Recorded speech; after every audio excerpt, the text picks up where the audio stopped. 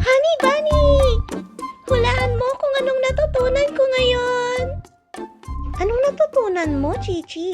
Natutunan ko na makipag-usap sa matatanda.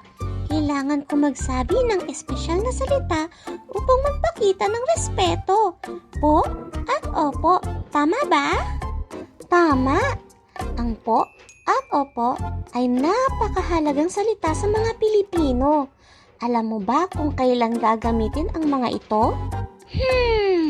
Para bang gusto kong magsabi ng maganda? Halos.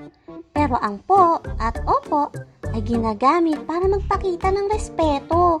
Lalo na kapag ang kausap mo ay isang taong mas matanda kaysa sayo o isang tao na may posisyon ng otoridad. Oh, kaya pala kapag kausap kita, kailangan ko magsabi ng opo? Tama. Kapag sumagot ka o tumugon sa isang taong mas matanda sa'yo, sasabihin mong opo. Para siyang pagsasabi ng oo na may respeto. Gusto mo bang subukan? Sige! Opo, Honey Bunny! Ang galing! Paano naman pag po? Kailan ko naman sasabihin ang po? Sasabihin mong po kapag magalang kang magsasalita sa isang pangungusap.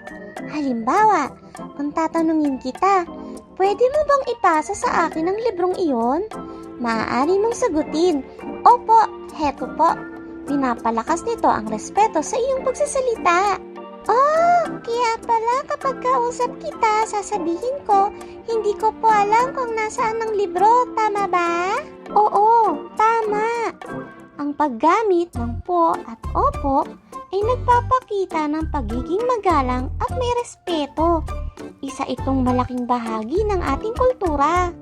Wow! Ang saya! Lagi ko to nga alalahanin at sasabihin ang po at opo kapag nakikipag-usap sa mga kaibigan at pamilya ko. Ang galing mo, Chichi! Magpatuloy ka lang sa pagsasanay at balang araw, magiging natural na to sa'yo. Tito, pwede niyo po ba akong tulungan sa aking homework? Siyempre, Gigi. Anong kailangan mong tulong?